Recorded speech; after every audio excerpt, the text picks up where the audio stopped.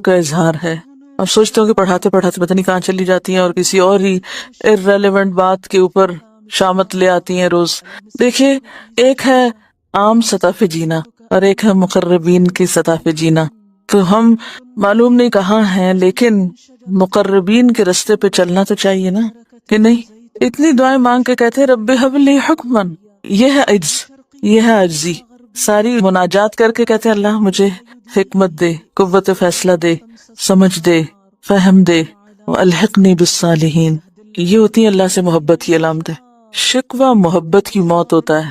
شکوہ محبت کی موت ہوتا ہے.